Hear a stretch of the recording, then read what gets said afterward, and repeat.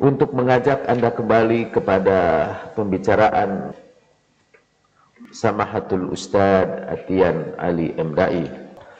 Saya tidak akan menanggapi pembicaraan beliau tentang diri saya, tetapi khusus akan membatasi pembicaraan kepada serangannya terhadap pengikut madhab Ahlul Bait.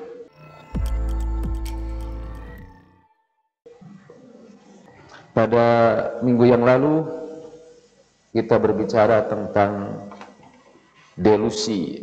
Delusi adalah kepercayaan yang keliru, walaupun bukti-bukti menunjukkan kekeliruannya. Tapi kepercayaan itu diyakini terus-menerus. Kita juga berbicara tentang halusinasi. Halusinasi ialah melihat apa yang tidak dilihat orang, mendengar apa yang tidak didengar orang, merasakan apa yang tidak dirasakan orang lain, menyaksikan apa yang tidak disaksikan orang lain. Tetapi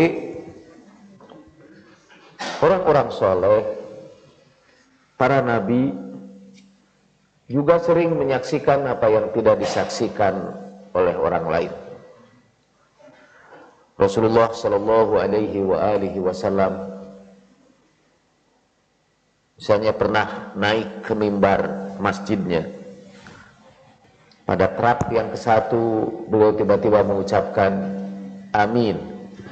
Pada trap yang kedua beliau mengucapkan amin. Pada trap yang ketiga beliau mengucapkan amin. Dan orang-orang yang berada di situ semua keheranan. Untuk apa Rasulullah mengucapkan amin? Kemudian Rasulullah Shallallahu Alaihi Wasallam menjelaskan, tadi Jibril datang kepadaku. Pada anak tangga yang pertama Jibril berkata, celakalah orang-orang yang memasuki bulan Ramadan kemudian tidak beramal dengan amal yang menghapuskan dia dari dosa-dosa. Semoga kita dijauhkan dari keadaan seperti itu. Lalu Rasulullah berkata amin. Pada trap yang kedua malaikat Jibril berkata, celakalah orang yang diberi anugerah hidup dalam satu waktu dengan kedua orang tua mereka, tetapi mereka tidak menggunakan waktu itu berkhidmat kepada orang tuanya, sehingga orang tuanya tidak memasukkan mereka ke surga. Rasulullah mengucapkan amin. Dan yang ketiga, celakalah orang-orang yang disebut namaku kemudian mereka tidak mau membaca sholawat kepadaku. Semoga kita dijauhkan dari situ. Rasulullah mengatakan amin. Nah, peristiwa itu disaksikan oleh Rasulullah Shallallahu Alaihi Wasallam. Kedatangan Jibril itu dilihat Nabi, perintah-perintah Jibril, berita dari Jibril didengar Nabi, tetapi tidak didengar oleh sahabat-sahabat yang lain. Secara psikologis, Nabi itu menderita halusinasi. Sekali lagi secara psikologis, dan itu pun psikologi yang udah rada kuno. Dalam psikologi mutaakhir, orang mulai membicarakan pengalaman-pengalaman ruhaniyah. Dalam penelitian-penelitian neurologi, terutama yang dilakukan oleh Dakili, orang menemukan sejenis proses otak yang menghubungkan kita dengan pengalaman-pengalaman seperti itu. Orang-orang yang beragama menyebut itu sebagai ilmu gaib, sebagai pengetahuan tentang yang gaib. Apa yang bisa membedakan antara ilmu gaib dengan halusinasi? Halusinasi itu seperti yang saya sebutkan adalah tetap dipercayai walaupun kenyataan menunjukkan sebaliknya. Sementara apa yang disaksikan oleh Nabi Shallallahu Alaihi Wasallam yang dipercayai oleh Rasulullah bisa dibuktikan kebenarannya. Nah, saya sebetulnya hari ini memulai dengan menghubungkan dengan kesempatan yang lalu untuk mengajak Anda kembali kepada pembicaraan Pak Atian, Samahatul Ustadz Atian Ali Mdai. Di antara pembicaraannya, saya tidak akan menanggapi pembicaraan beliau tentang diri saya, tetapi khusus akan membatasi pembicaraan kepada serangannya terhadap pengikut madhab Ahlul Bait. Kata dia, di mata orang Syiah, para imam itu lebih Tuhan daripada Tuhan. Saya tidak mengikuti cara bicara beliau, ini hanya menyimpulkannya saja. Lebih Tuhan daripada Tuhan. Mengapa? Karena menurut orang Syiah, para imam itu mengetahui ilmu gaib, mengetahui yang gaib-gaib. Padahal katanya, hanya Allah lah yang punya ilmu gaib. Yang mengetahui yang gaib itu hanya Allah saja. Jadi kalau ada orang yang percaya bahwa para imam mengetahui ilmu gaib, itu berarti menganggap imamnya sebagai Tuhan. Bahkan beliau mengutip ayat Al-Quran yang beliau sebut lahu mafatihul ghaib, yang sebetulnya keliru juga ayat Al-Qurannya wa indahu mafatihul ghaib. Kepunyaan Allah lah kunci-kunci kegaiban. La ya'lamuha illa huwa. Tidak ada yang tahu tentang yang gaib itu kecuali Dia. Surat An-Naml ayat 65. Wa indahu mafatihul ghaib la ya'lamuha illa huwa. Atau dalam surat lain, walillahi ghaibus samawati wal ardi wa ilaihi yurja'ul amru kulluh. Kepunyaan Allah lah kegaiban di langit dan di bumi, dan kepada Allah lah dikembalikan segala urusan. Kemudian Nabi diperintahkan untuk berkata dalam surat Hud ayat 31, wala aqulu lakum indi khazainullah wala a'lamul ghaib. Aku tidak punya perbendaharaan Allah dan aku tidak tahu yang gaib. Dan bahkan bukan saja Rasulullah menurut Al-Quran, malah para malaikat pun tidak tahu yang gaib itu. Tapi para malaikat menyampaikannya, la ilma lana illa ma 'allamtana. Kami tidak punya ilmu kecuali ilmu yang Kau ajarkan kepada kami. Pembicaraan kita hari ini akan membicarakan pertama ayat-ayat Al-Quran yang menjelaskan bahwa hanya Allah lah yang tahu yang gaib. Sama dengan argumentasi Pak Atian. Yang kedua, kita akan membicarakan bahwa yang punya ilmu gaib juga, yang memiliki ilmu gaib juga di dalam Al-Quran adalah para nabi dan orang-orang soleh. Kita akan sebutkan peristiwa-peristiwa gaib yang diketahui oleh para nabi dan orang-orang saleh. Itu yang kedua. Yang ketiga, kita akan membicarakan ayat-ayat yang menunjukkan kemungkinan ilmu gaib bagi yang selain Allah Ta'ala. Yang keempat, yang ketiga kali, yang secara khusus kita akan menjelaskan adanya ilmu gaib, ayat-ayat yang menjelaskan pengetahuan tentang kegaiban yang dimiliki oleh para imam Ahlul Bait alaihimussalatu wassalam. Sekali lagi yang kita bicarakan adalah ayat-ayat Al-Quran. Kita mulai dengan ayat yang pertama tadi. Memang di dalam Al-Quran, tapi sebelumnya kita harus sikan dulu apa yang disebut ilmu gaib. Tentu lawan dari ilmu gaib adalah ilmu yang lahir, ilmu yang tidak gaib. Sains adalah ilmu tentang hal-hal yang tidak gaib. Apa artinya ilmu yang tidak gaib? Ilmu yang bisa kita ketahui, kita lacak, dengan menggunakan alat indera kita.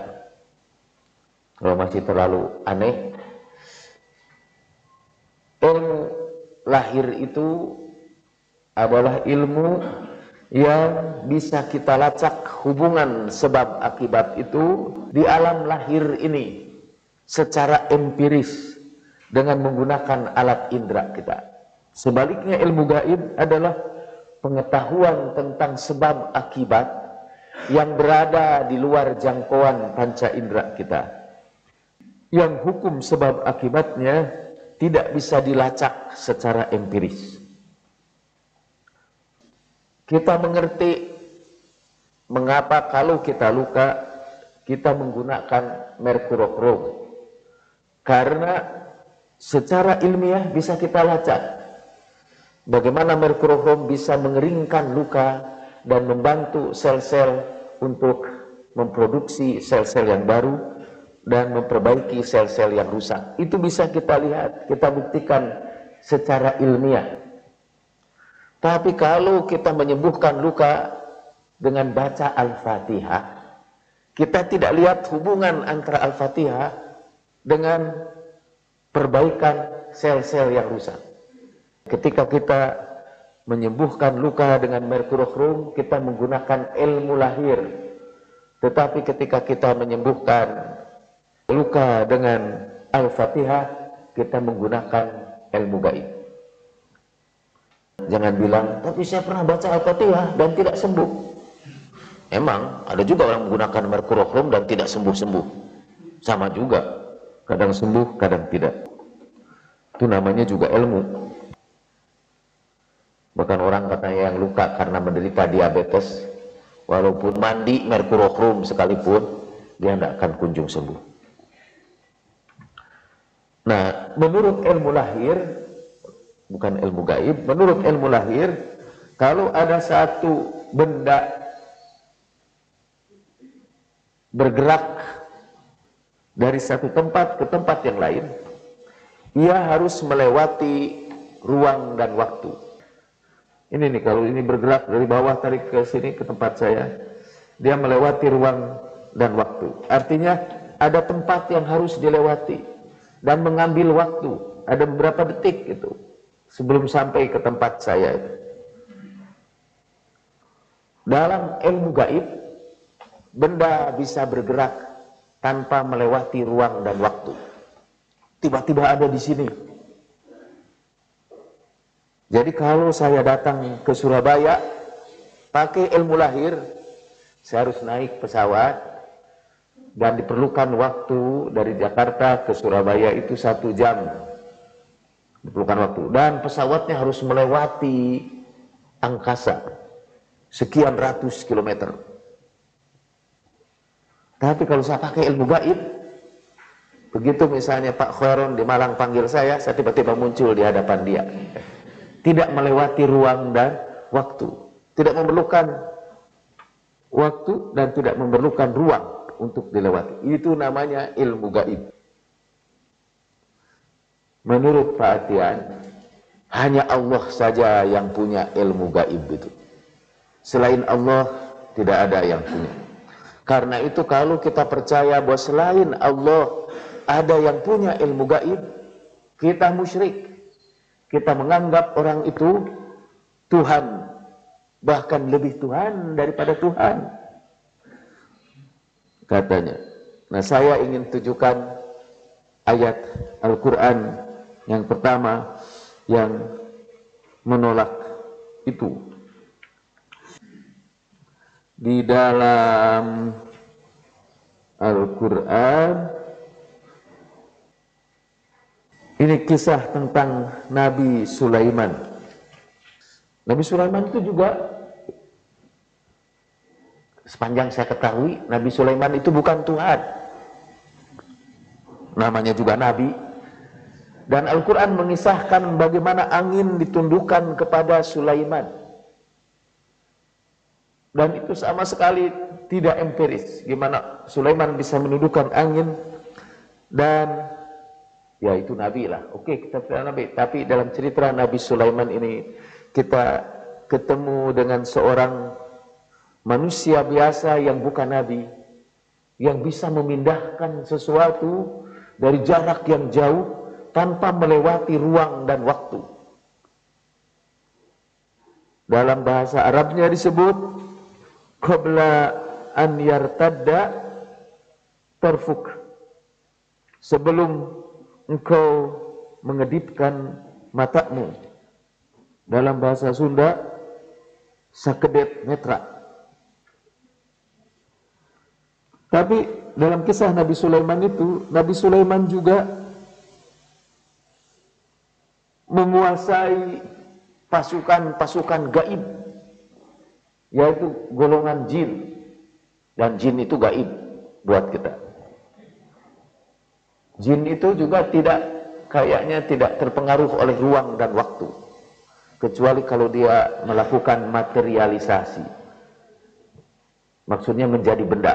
Kalau jin itu mengubah dirinya menjadi ular, nah dia bisa memerlukan ruang dan waktu. Iblis itu juga tidak melewati ruang dan waktu, dia bisa berada di mana-mana dalam satu saat yang bersamaan. Itu iblis yang biasa, apalagi iblisnya dari segala iblis.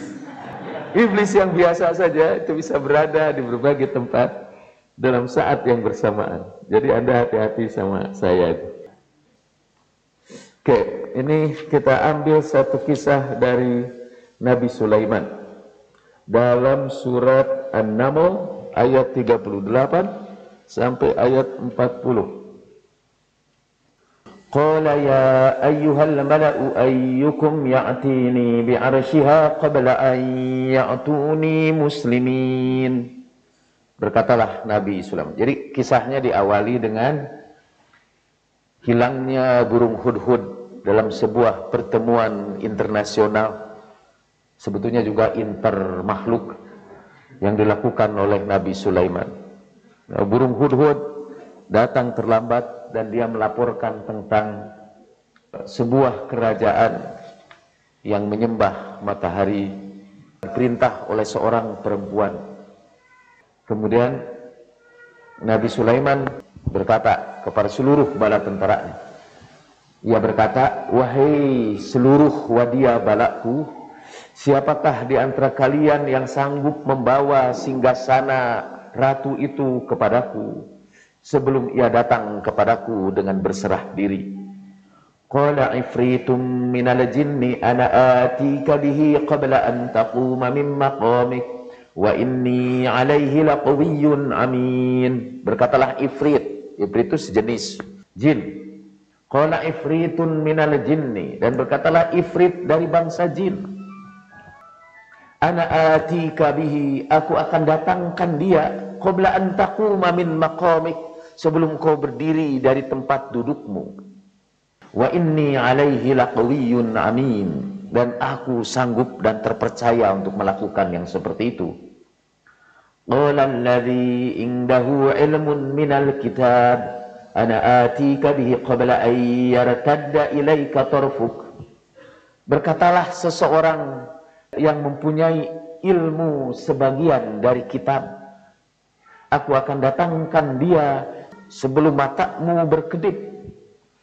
Falamma ra'ahu mustaqiran indahu qala hadha min fadli rabbi liyabluwani aashkuru am akfur wa man syakara fa innama yashkuru li nafsihi wa man kafara fa inna rabbi ghaniyyun karim. Ketika Sulaiman melihat singgasana itu tiba-tiba berada di hadapan dia, ia berkata, ini adalah anugerah Tuhanku untuk menguji aku apakah aku bersyukur atau kafir. Siapa yang syukur sebetulnya bersyukur untuk dirinya, dan siapa yang kafir maka sesungguhnya Tuhanku maha kaya dan maha mulia. Nah, ada yang menarik dari peristiwa ini. Pertama, Nabi Sulaiman pun memiliki ilmu gaib. Dia bergaul dengan bangsa jin. Dia mengetahui bahasa, sampai bahasa semut pun dia ketahui. Sampai dalam Quran dikisahkan Nabi Sulaiman tersenyum ketika Raja Semut berkata kepada para pengikutnya, hati-hati ini Sulaiman, dia bisa menginjak kamu. Karena raja itu biasanya kalau datang ke satu tempat, dia merendahkan para penghuninya. Dan kata Nabi Sulaiman tersenyum. Mengetahui bahasa semut itu gaib itu. Tapi kalau kita tahu bahwa Nabi Sulaiman mengetahui yang gaib, itu bukan berarti kita menganggap Nabi Sulaiman itu sebagai Tuhan. Saya mempelajari filsafat agama, saya mempelajari teologi. Dari Pak Atian saya mendengar bahwa yang disebut Tuhan ialah zat yang mengetahui yang gaib. Jadi kalau ada orang yang mengetahui yang gaib, maka kita segera sebut dia sebagai Tuhan. Itulah sumbangan beliau untuk perkembangan filsafat. Bahwa yang disebut Tuhan ialah siapa saja yang mengetahui yang gaib. Nabi Sulaiman itu jelas Tuhan karena dia mengetahui yang gaib. Dan Nabi Sulaiman itu bergaul dengan ifrit dari jin. Dan yang menarik di sini ini ada yang bukan nabi. Yang Al-Qur'an sebut qala allazi indahu ilmun minal kitab. Kalau ada papan tulis saya menulisnya itu. Qala allazi indahu ilmun minal kitab. Berkatalah orang yang mempunyai ilmu minal kitab. Jadi ilmu minal kitab. Ada min itu adalah artinya sebagian, litab'id. Dia itu tahu hanya sebagian saja dari Alkitab dan dia punya kemampuan gaib yang luar biasa. Bisa mendatangkan singgasana Ratu Bilqis dari daerah Yaman sekarang ini sampai ke daerah kekuasaan Israel sekarang ini. Para ahli tafsir yang berusaha untuk memberikan penjelasan ilmiah, padahal itu bukan ilmiah sih karena ilmu gaib. Untuk menjelaskan ilmu gaib, Anda tidak usah pakai penelitian ilmiah. Nama juga ilmu gaib. Tapi para ahli tafsir yang berusaha untuk menjelaskannya secara ilmiah mengatakan bahwa sebetulnya karena dia itu bumi dikerutkan. Jadi jarak Yaman segitu itu tiba-tiba dilipat aja. Jadi dilipat dan yutwa alaihi katanya dilipat sehingga Ratu Bilqis jadi terlempar ke situ tiba-tiba karena dilipat. Tapi melipat bumi juga itu ilmu gaib karena melipat bumi dengan satu hukum sebab akibat yang tidak bisa dilacak di dunia empiris itu juga ilmu gaib. Tapi kita kembali lagi kepada ayat itu. Wa qala alladzi indahu ilmun minal kitab. Dan kalau saya tidak salah terjemah Departemen Agama menyebutkan dalam catatan kakinya bahwa orang yang memiliki ilmu sebagian dari Alkitab itu adalah Asaf bin Burkhaya, seorang yang sangat soleh yang berkhidmat kepada Nabi Sulaiman. Sebutkanlah itu Asaf bin Burkhaya. Para ahli tafsir juga menyebutkan Asaf bin Burkhaya sebagai orang yang mengetahui ilmu dari Alkitab. Dan itu manusia biasa, bukan nabi. Dan udah jelas dia bukan Tuhan. Tapi dia memiliki ilmu gaib. Nah sekarang tadi disebutkan wa qala alladzi indahu ilmun minal kitab. Inna sababa qudrata Asaf bin Burkhaya ala dhalik at-tasarruful khariq an lin-nawamis at-taba'iyyah al-i'tiyadiyah huwa ma'indahu min ilmil kitab. Kekuatan supranatural yang dimiliki oleh Asaf bin Burkhaya adalah kemampuannya untuk melanggar hukum-hukum alam yang biasa karena dia memiliki indahu ilmun minal kitab, karena dia memiliki ilmu sebagian dari Alkitab. Nah, di dalam ayat yang lain kita bandingkan ayat yang pertama dengan ayat yang kedua ini. Saya pernah cerita kepada Anda ya bahwa saya cerita di hadapan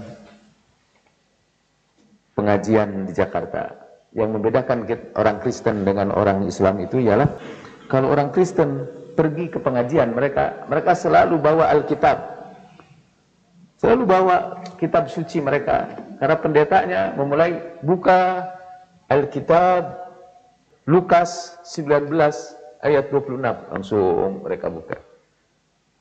Orang Islam enggak.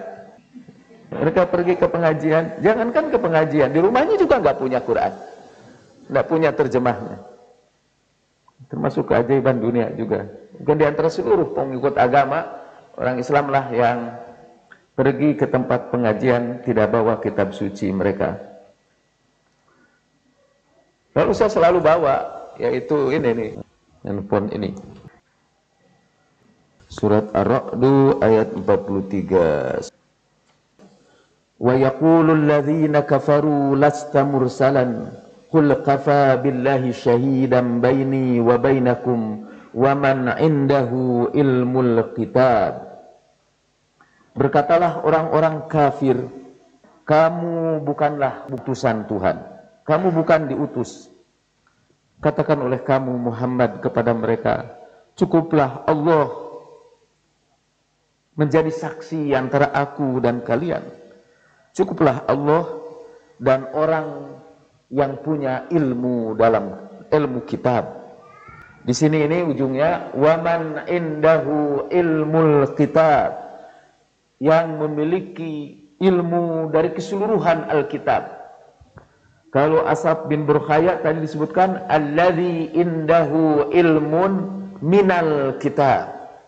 As'ad bin Burkhaya itu hanya punya ilmu sebagian dari Alkitab saja. Dengan ilmu minal kitab, sebagian dari Alkitab saja, dia bisa mendatangkan singgasana Balqis dalam waktu sekedip mata. Dalam waktu sekejap mata dia bisa mendatangkan singgasana Bilqis dalam jarak ribuan kilometer. Dan di sini ada orang yang bukan mengetahui sebagian dari Alkitab, tapi mengetahui seluruh Alkitab. Kalau tadi ilmun minal kitab, kalau ini ilmul kitab. Waman indahu ilmul kitab. Wa yaqulul ladzina kafaru lasta mursala. Mereka orang-orang kafir berkata, kamu bukan utusan Tuhan. Lalu Rasulullah diperintahkan Allah Subhanahu wa taala, katakan kepada mereka, kalau kamu tidak percaya aku ini utusan Tuhan, biarlah yang menjadi saksi antara aku dengan kamu itu Allah dan man indahu ilmul kitab, dan orang yang memiliki ilmu tentang keseluruhan Alkitab. Waman itu dalam bahasa Arabnya artinya orang yang. Satu orang itu man. Kalau banyak orang, alladzina, orang-orang yang. Alladzi indahu ilmun minal kitab, orang yang memiliki ilmu sebagian dari Alkitab. Ini juga seseorang itu man indahu, yang padanya ada ilmul kitab, ilmu dari keseluruhan Alkitab. Jadi menurut Al-Quran ada dua manusia biasa, tapi sangat istimewa ini dua manusia biasa itu. Di zaman Nabi Sulaiman Tuhan sebut alladzi indahu ilmun minal kitab. Jadi yang satu punya ilmun minal kitab. Tapi dengan ilmun minal kitab itu dia bisa mendatangkan singgasana Balqis sekejap mata. Yang satu lagi ini di zaman Rasulullah Shallallahu Alaihi Wasallam. Dan Rasulullah disuruh bicara pada orang kafir itu dengan mengangkat Allah sebagai saksi dan indahu ilmul kitab, bukan ilmun minal kitab sekarang, yang padanya ada ilmu keseluruhan Alkitab.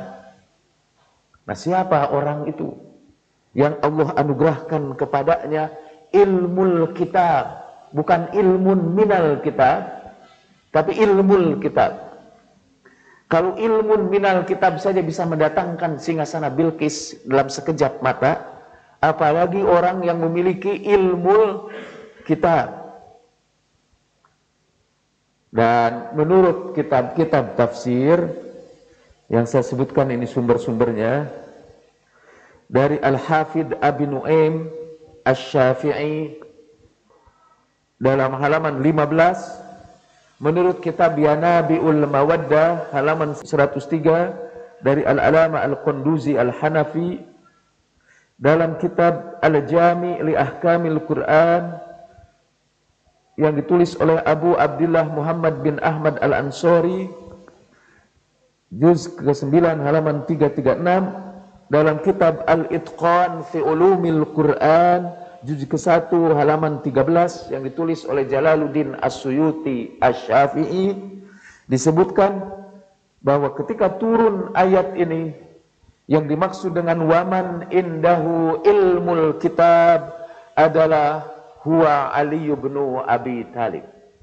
Jadi ketika Rasulullah berhadapan dengan orang kafir yang tidak mau percaya kepadanya, yang mengatakan lasta mursalan, engkau bukan utusan, lalu Rasulullah berkata, cukuplah Allah dan dia, ini maksudnya Imam Ali yang mengetahui ilmul kitab, sebagai saksi antara aku dengan kalian.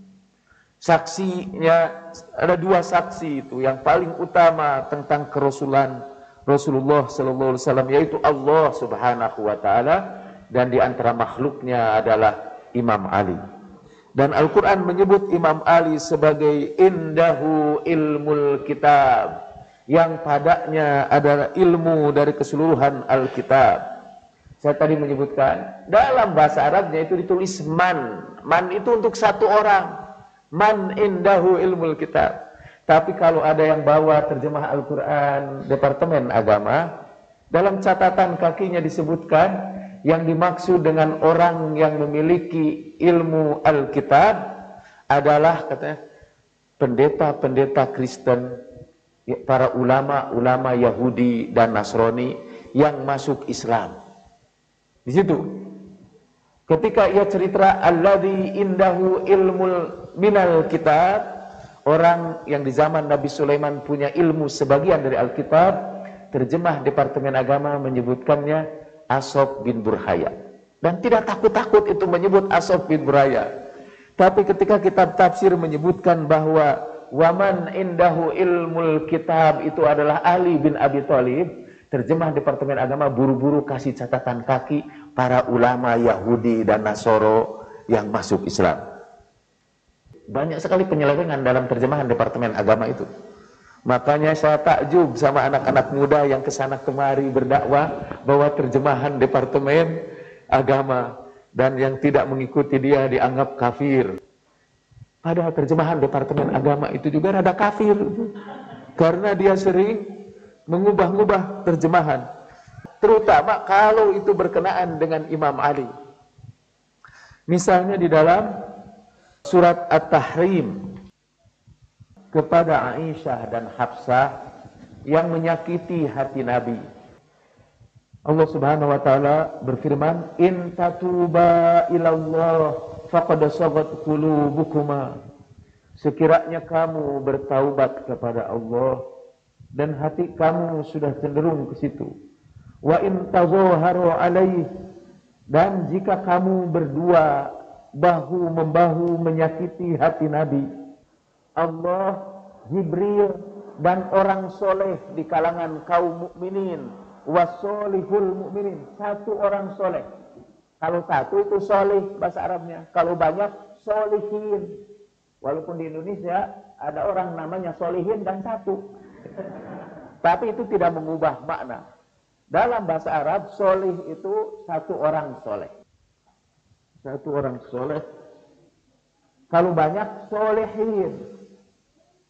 Tapi apa terjemahan Departemen Agama? Terjemahan Departemen Agama untuk ayat ini, dan kalau kamu bahu-membahu untuk menyakiti hati dia, maka Allah lah pelindungnya, dan Jibril, dan orang-orang mukmin yang soleh.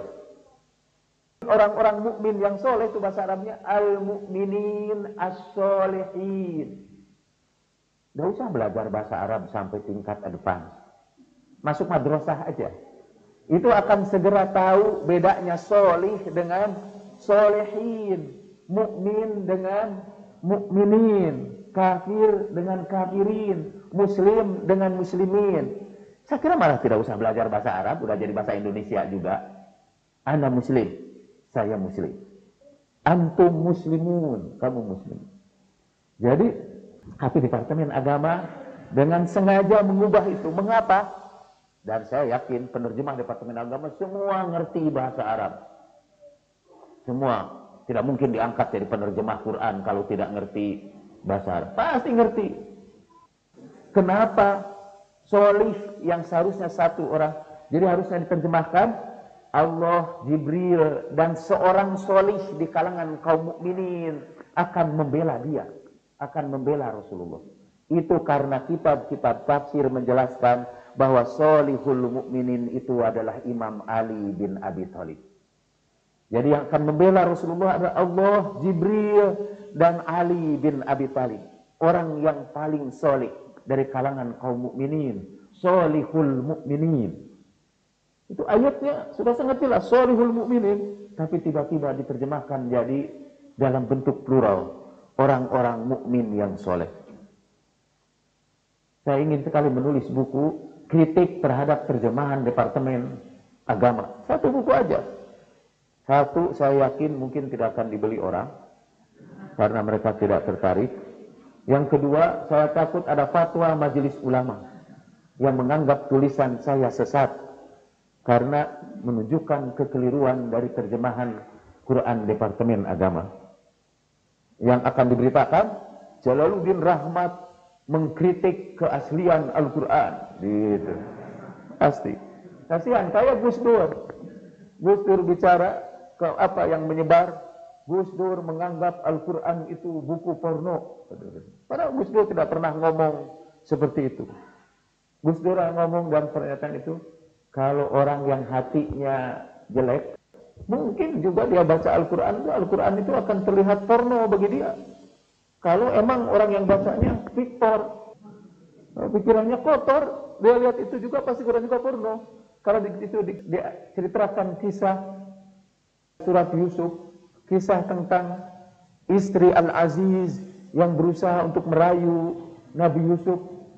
Itu kan kisahnya buat orang yang hatinya kotor. Tapi apa yang disebarkan? Gus Dur berkata Quran kitab yang paling porno. Lalu berdemonstrasi menyerang Gus Dur. Saya juga begitu, saya takut kalau nanti saya kritik, dan banyak sekali kritik saya terhadap terjemahan Departemen Agama yang keliru. Jadi balik lagi sekarang.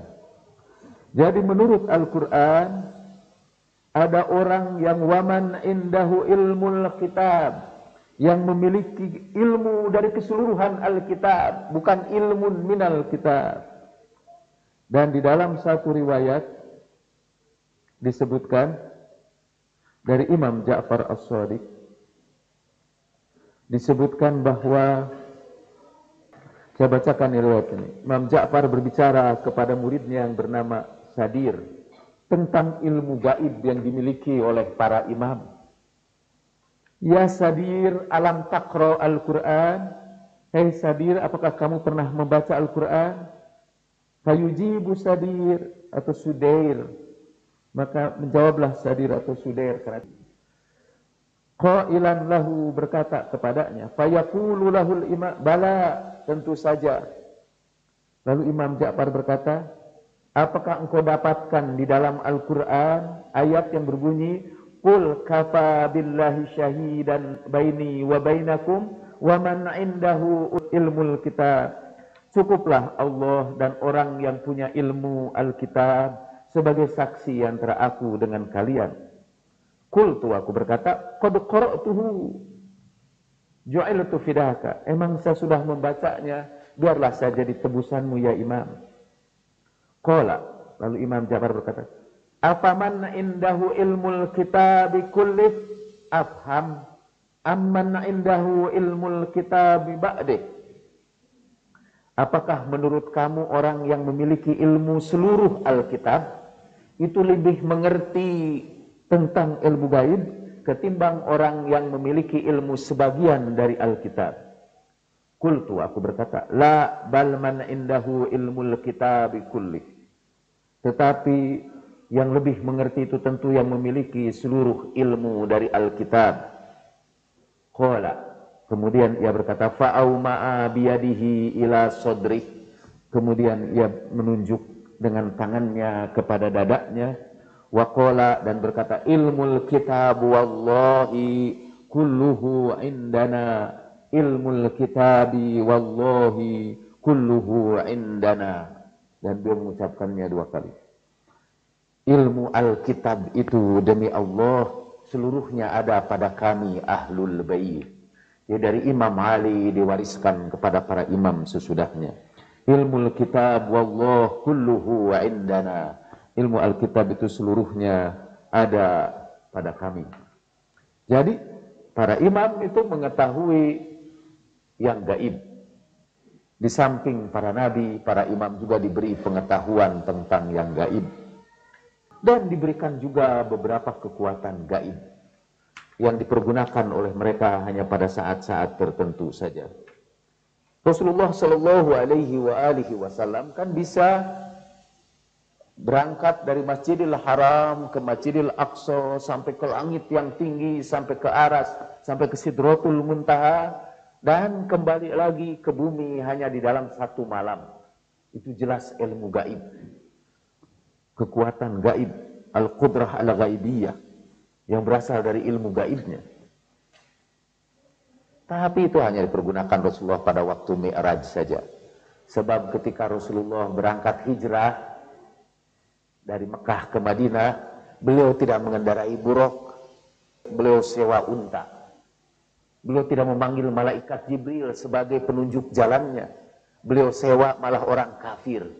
Orang kafir itu yang penunjuk jalan Rasulullah itu.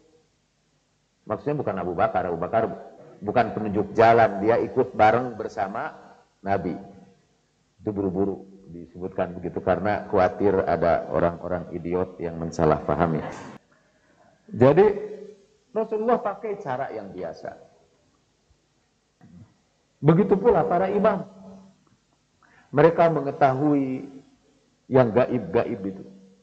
Rasulullah Shallallahu Alaihi Wasallam udah diketahui beliau banyak meramalkan yang gaib-gaib yang bakal terjadi. Waktu saya haji tahun kemarin, saya membeli sebuah buku di toko buku di Mekah. Judulnya An-Nubu'at. Itu ramalan-ramalan Nabi.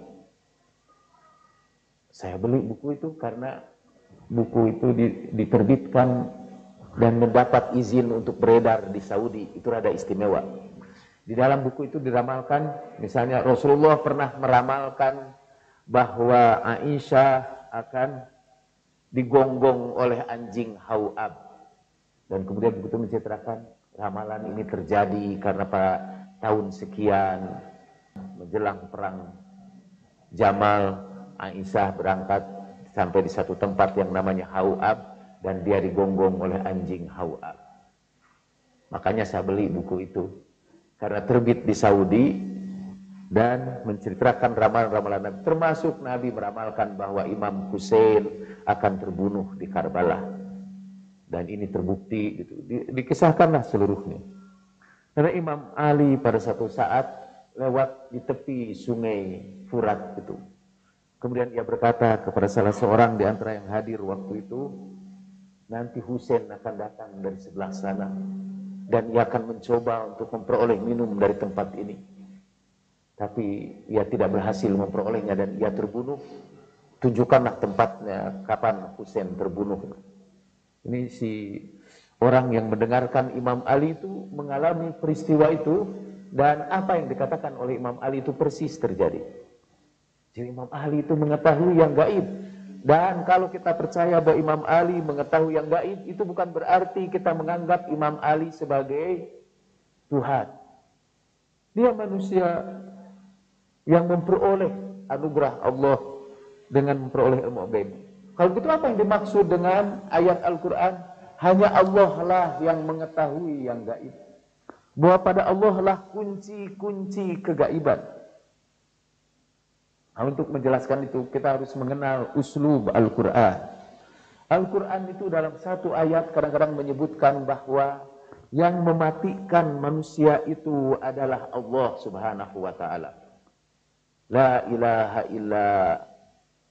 illallah wahdahu la syarikalah lahul mulku wa lahul hamdu yuhyi wa yumit. Allah lah yang memiliki semua pujian, lahul hamdu. Allah lah yang memiliki semua pujian.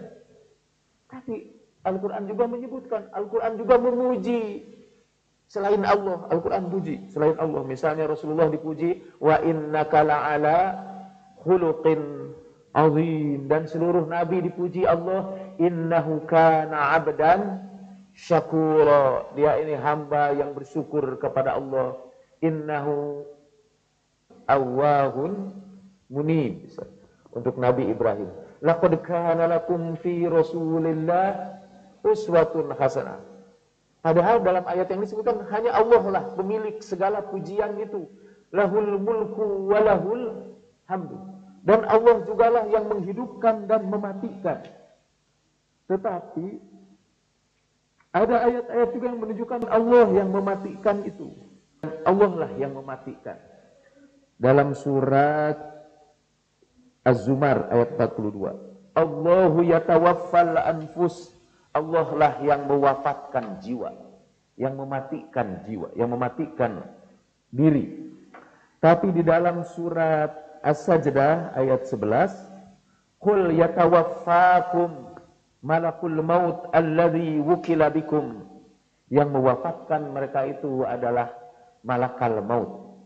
Yang mewafatkan kamu, yang mematikan kamu itu adalah malakal maut yang diwakilkan, yang mewakili Tuhan atas kamu. Atau ayat tentang syafaat.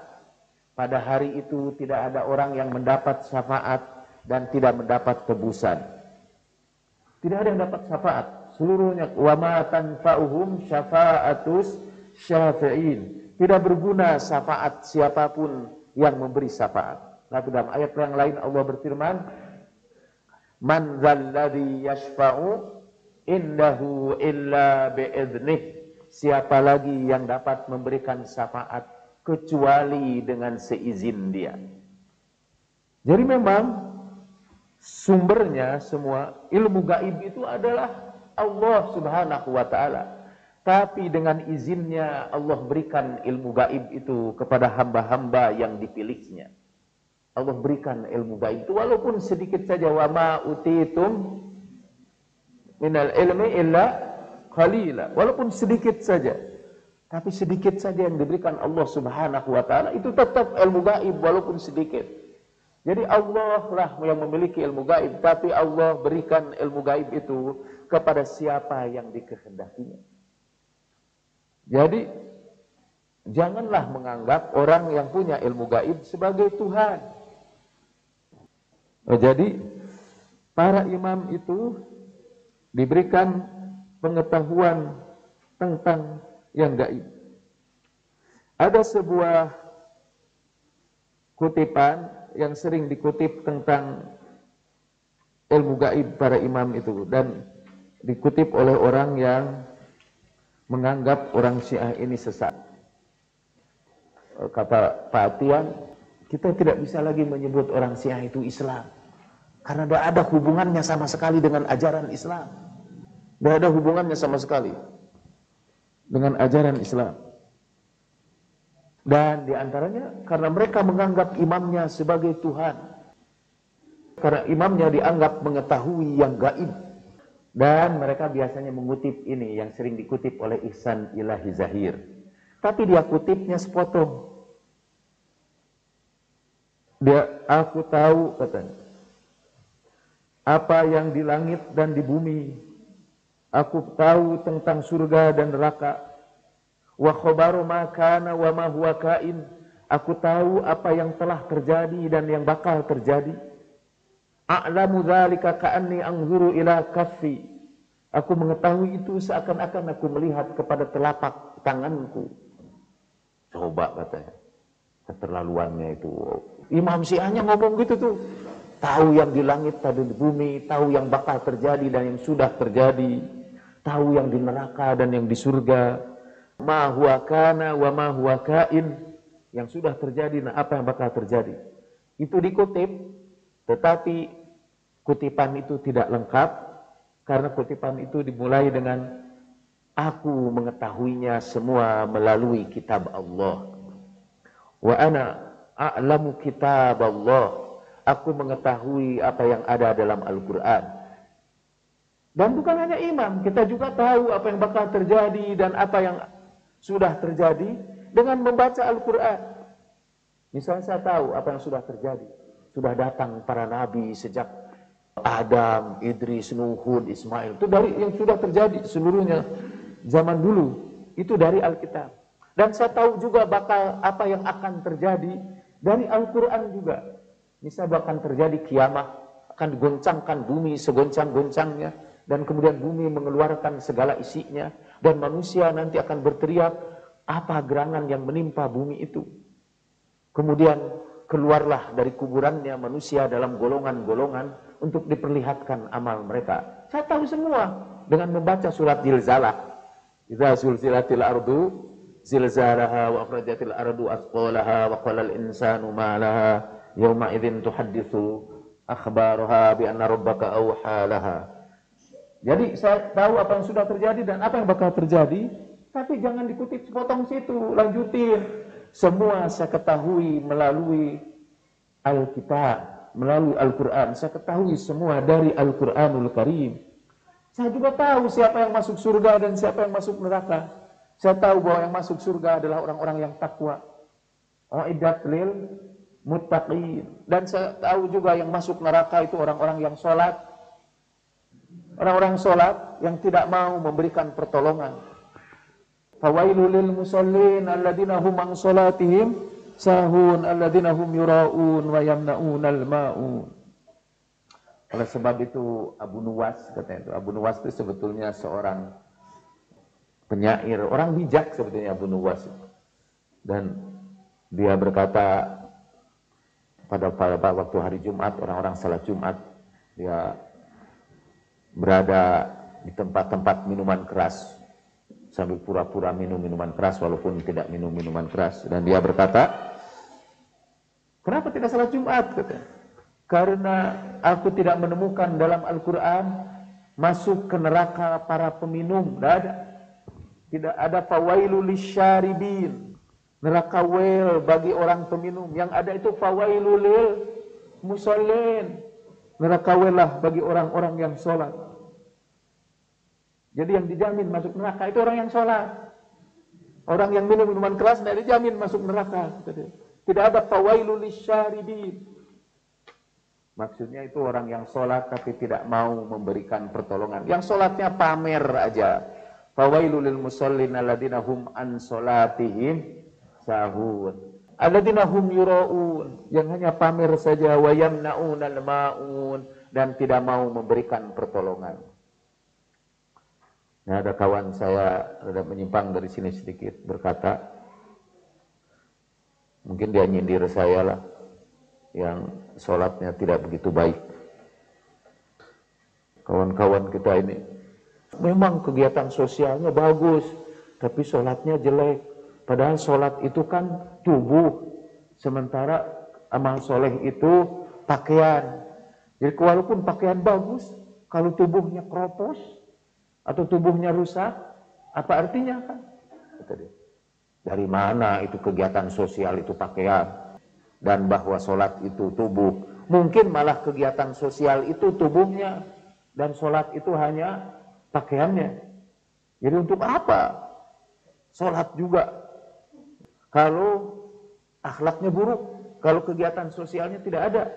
Dalam Al-Quran saya bilang yang disebutkan itu, yang ada adalah celakalah orang yang sholat yang tidak mau memberikan pertolongan.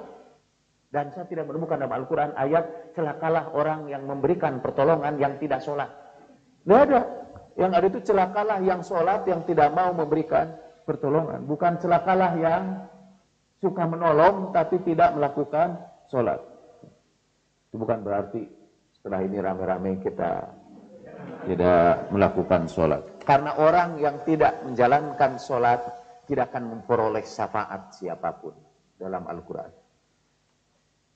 Wa ma salakakum fi saqar? Qalu lam naku minal musallin wa lam naku nut'imul miskin wa kunna nakhudu ma'al qaidin wa kunna nukadzibu biyaumiddin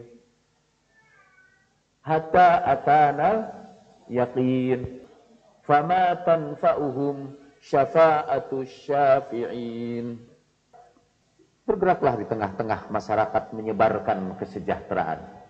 Kata Ali Syariati, salat itu dimulai dengan memuliakan Allah, Allahu Akbar, dan diakhiri dengan menyebarkan kesejahteraan dengan mengucapkan Assalamualaikum, menyebarkan kesejahteraan ke seluruh dunia.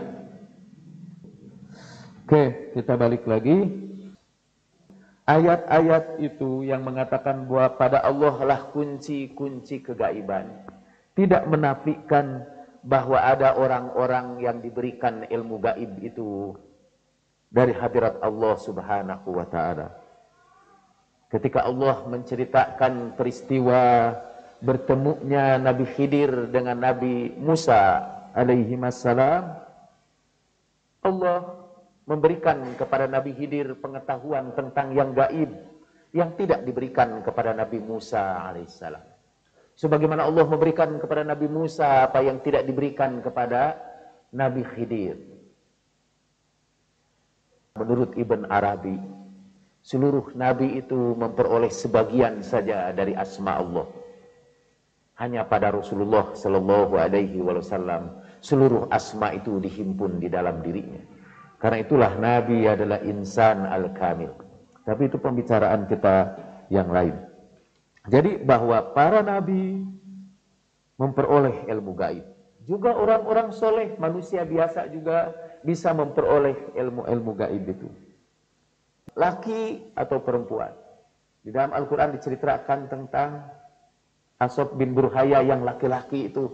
Yang bisa mendatangkan istana Ratu Bilqis sekejap mata. Tapi Al-Quran juga menceritakan tentang Maryam yang dalam keadaan lemah mau melahirkan, ia masih bisa mengguncang pohon kurma, lalu kurmanya berjatuhan. Sekarang kalau Anda coba kekuatan Anda, suruh pohon kurma itu supaya berjatuhan buahnya, Anda guncangkan pohon kurma. Kalau kata orang, sampai hujan kodok itu tidak bakal kejadian. Karena itu memerlukan tenaga yang luar biasa. Dan itu bisa dilakukan oleh Siti Maryam. Ketika Nabi Zakaria menjenguk ke mihrabnya, ia dapatkan di mihrab Maryam itu ada makanan. Dari mana makanan ini? Kata Allah lah yang mengirimkannya. Dan itu Maryam adalah manusia biasa. Seorang perempuan yang saleh. Allah berikan anugerah kepadanya pengetahuan tentang yang gaib. Jadi itulah maksud ayat-ayat yang berkenaan dengan pembatasan pengetahuan gaib pada Allah Subhanahu wa ta'ala. Tapi terakhir ini, saya kira bukan hanya Allah dan bukan hanya orang-orang soleh, bukan Allah, Rasulnya, para imam dan orang-orang saleh saja yang bisa mengetahui ilmu gaib. Kita pun manusia biasa bisa tahu tentang ilmu gaib. Sains saja bisa meramalkan apa yang akan terjadi. Ahli geologi bisa meramalkan kapan akan terjadi gempa bumi. Para ulama di kampung-kampung, ada pergilah kampung situ ke Lumajang misalnya, jauh sekali.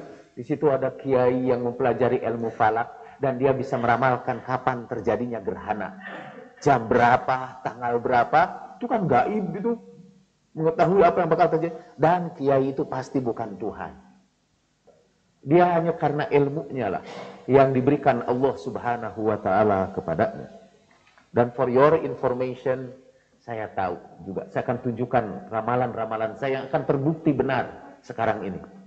Misalnya bahwa besok matahari akan terbit jam 6.07 menit. Ada di sini emang telepon. Bahwa sunrise katanya untuk daerah ini itu jam 6.07 menit. Besok buktikan, cek pakai jam. Saya bisa meramal. Saya juga bisa meramalkan bahwa beberapa menit sesudah ini saya akan mengalami kelaparan. Dan setelah itu saya akan makan dan saya akan mengalami kekenyangan. Itu bisa kita ramalkan. Saya tahu juga bahwa nanti pada tanggal 25 8 saya akan melakukan diskusi tentang pluralisme di UIN. Coba apalagi ramalan saya, bahwa pada tanggal berapa katanya saya harus ketemu dengan Sri Sultan Hamengkubuwono. Tinggal lihat jadwal acara, saya bisa meramalkan. Dan umumnya terjadi. 99% yang ada dalam jadwal itu terjadi.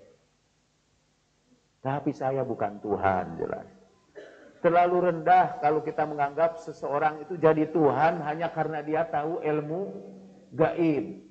Terlaluan itu melecehkan Tuhan. Tuhan itu berikan sebagian dari ilmu gaib itu kepada kita.